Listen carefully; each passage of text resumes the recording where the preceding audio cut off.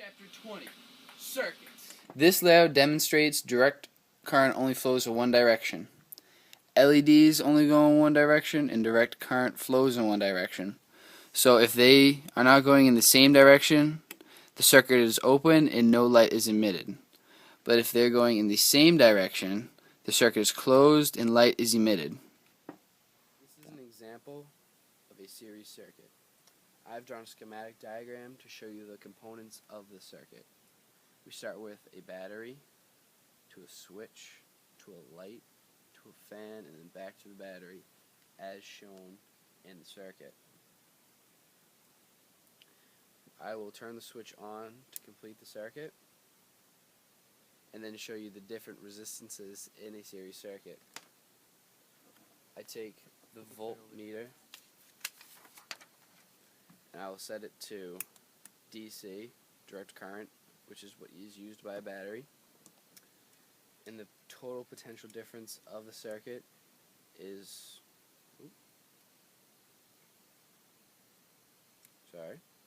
2.6-ish volts. And then around the light is 1.8. So to find the resistance of the light, you take the potential difference over the current, which was 1.8, equals 1.48 ohms. Now to find the resistance on the fan, I take the testers and see it is around 0.75. So for the resistance of the fan, its potential difference over current, which was 0.78, equals 3.42 ohms. That is a series circuit. This is an example of a parallel circuit. I've drawn a schematic diagram to show you the components of this parallel circuit. We start with the battery, to a switch, to a light, and a fan, and back to the battery. Notice there is more than one direct path to the battery, so this is what makes it a parallel circuit. Now, I will complete the circuit by turning on the switch and show the different resistances of a parallel circuit. We take our meter, turn it to direct current, because that is the kind of current batteries use. Do our testers. The potential difference of this circuit is 1.95 volts. The resistance of the light, well, the current passing through the light is 1.85. So to find the resistance, you take potential difference over current equals resistance, which would be 1.05 ohms. To find the resistance of the fan, you take the current, which is 1.85,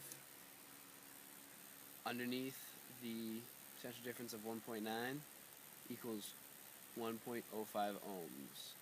This is different from a series circuit because there's the same resistance in each, and which makes it a more efficient circuit to use. And you can still remove one piece of the component and the fan will continue to run because there's more than one direct path to the battery. 21. Magnets! This is my drawing of the magnet. As you can see, the dots represent the magnetic fields, and there's a north and south side. The north can be considered, or can be also called a north-seeking pole, and the south can be called a south-seeking pole because they seek out each other if you use a compass. This is an example of a real-world magnet. The North Pole has its own magnetic field, and so does the South Pole. They each try to reach each other. This will demonstrate how magnets repel and attract each other. Magnets who have the same pole, for example, north-facing side, will repel each other, as you can see. But if they are opposites that would be north and south, they would attract. Done. These magnets have like-facing poles, so they repel against each other and creates levitation. This is an example of an electromagnet. Electromagnets are used every day in trains, cranes, and other helpful tools. What you need to make a homemade electromagnet would be a battery, copper coil, nail, and an object to pick up. In this case is a washer. How you start and the principles of it is when you run an electrocurrent through a copper coil on a metal object, in this case the nail will become magnetized and pick up the washer.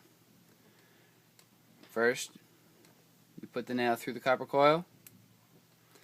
The wire is not connected to the battery yet, so there's no magnetism. But once we connect the copper coil to the battery on both ends, there's a current passing through the coil around the nail, which will make it magnetized. And as you can see, it's magnetized. Chapter 22, AC currents, generators, and motors. In Chapter 22, they focus on generators and alternating current. The generators today make electricity by spinning a copper coil inside of a magnetic field to create electricity. But the one I made today does the reverse. I take a magnet, spin it inside of a copper coil.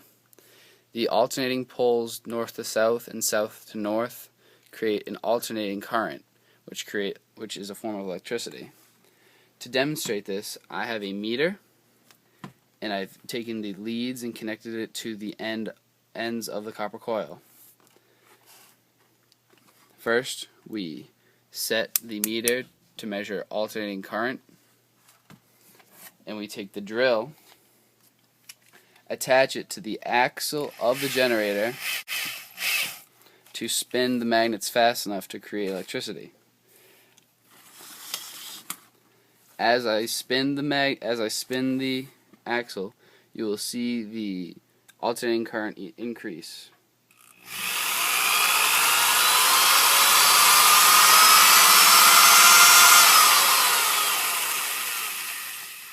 And that is how electricity is created using generators. Example of an electric motor. To make an electric motor, you need a base with paper clips to conduct electricity, batteries to provide the electricity, a copper coil, and a magnet. The principle of an electric motor is that when you run a current through a copper coil, it becomes magnetized and creates a magnetic field, which then pushes and pulls on the magnetic field of a magnet, which creates rotational motion. And this is the basis for all electrical motors. So, to begin, we take our battery pack, attach it to the ends of the paper clips. And to make sure we have a charge, we used a voltmeter, set it to direct current, because that is the kind of current batteries use.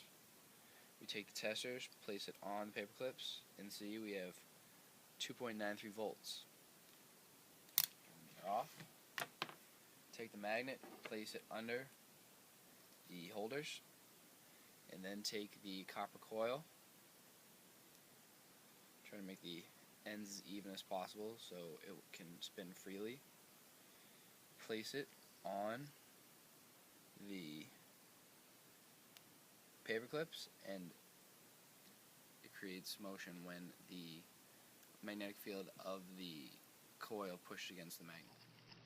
As the electric current passes through the magnetic coil, it creates a magnetic field which pushes against the already present magnetic field of the magnet.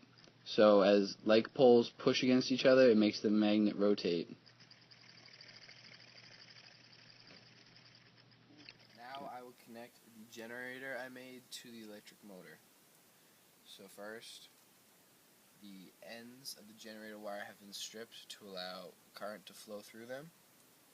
I attach them to the paper clips by binding them around a few times.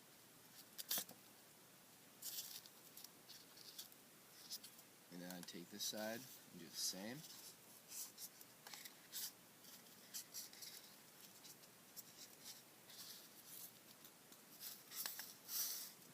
Then take the copper coil, place it on the paperclip hold, place the magnet underneath, and then we are ready to start the generator. Put the ring on the back.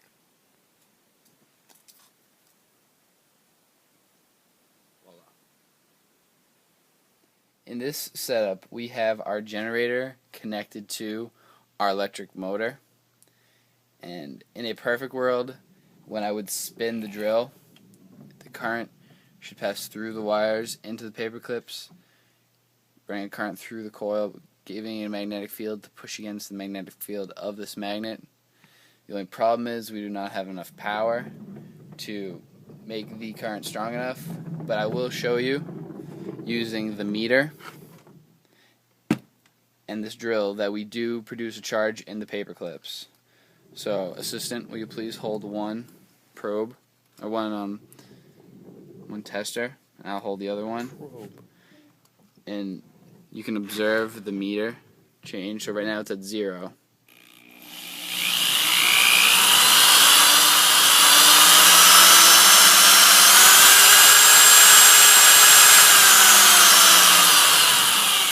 If we had more power, this would work.